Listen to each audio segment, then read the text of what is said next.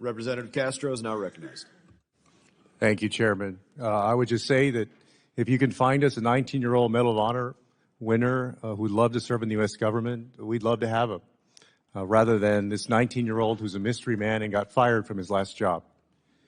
As you all hear a lot of angry, fire-breathing rhetoric coming from the other side, I want you to consider, as Americans, where we started the year.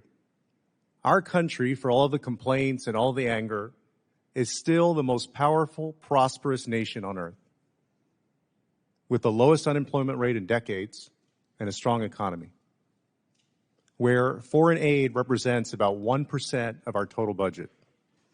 And yet, Elon Musk and this administration's attempt to illegally shut down USAID and freeze ongoing foreign assistance programs has been met with support and applause from some of the world's worst authoritarians.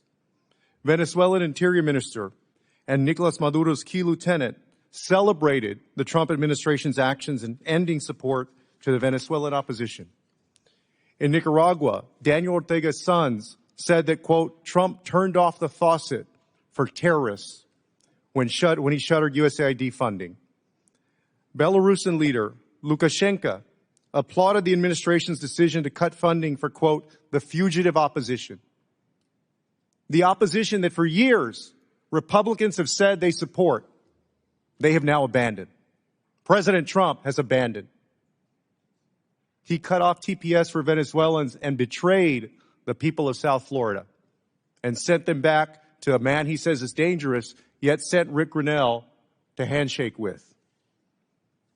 After this administration's halted funding to Cambodia to remove unexploded bombs that the United States dropped on their country years ago, China offered to move in and replace U.S. funding.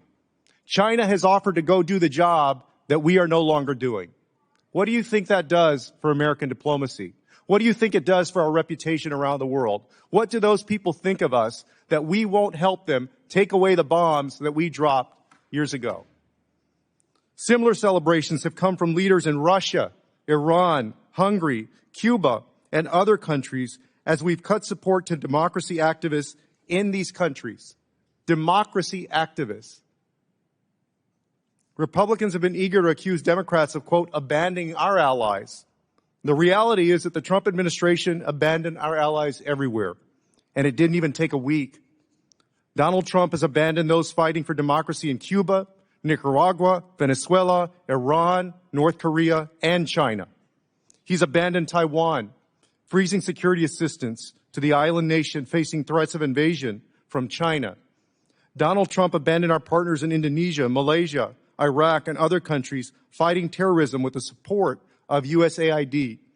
He's abandoned the country of Jordan by freezing security assistance, abandoned millions of victims of HIV/AIDS supported by PEPFAR, and abandoned those suffering from malaria and TB.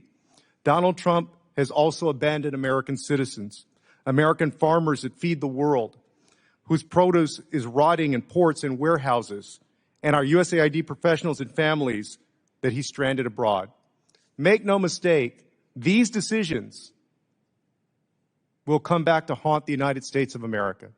And not only in terms of diplomacy, not only in terms of how people think of us in faraway lands, those diseases that we're no longer helping to cure, people will get sick not only in those countries, but in the United States. And I hope that just as folks are taking credit for what's going on now, that when those diseases hit the United States, that they will take full credit for that. I have a question of the panel. I want to ask Mr. Natsios whether you think these actions, you were a USAID administrator, you saw the good and the bad, and you had reform. I had a reform bill myself, which some Republicans joined me on last Congress. You think the totality of this is making us stronger in the world or weaker? I think that our aid program makes us stronger, and I think USAID, prior to all of the controversy, was achieving that, except for the woke program that has been introduced, which has alienated very conservative Christian societies in Africa. And Mr. Natsios, I want to interrupt you for just a second, because there was an example of funding to help LGBTQ communities in Uganda. In Uganda, the death penalty was proposed for gay people. Right, right.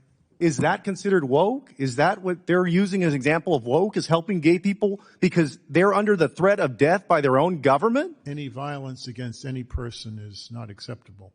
So I understand what you're saying. So you would be for that funding then? What I'm saying is that we're dealing with very conservative society, Muslim and Christian, and we need to respect not what you're talking about, because that happened, I think, in reaction to us, actually, because it wasn't there before.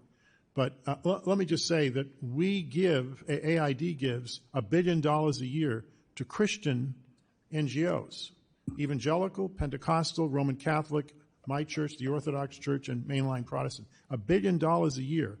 All those programs are now frozen. They've laid off the staff, and I have to say it's damaging the church's mission in the world. I think this whole shutdown is, and I might say, Mr. Chairman, just not to be partisan, I'm just to tell you what's happening.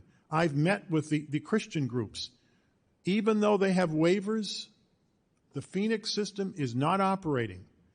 Unless the Phoenix system can operate, they can't issue checks.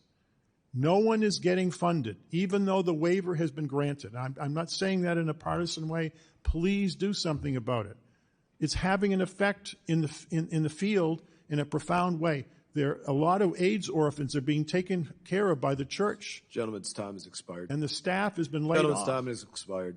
Representative from Kentucky, Mr. Barr is now recognized. Thank you, Mr. Chairman. Appreciate the very important hearing experience.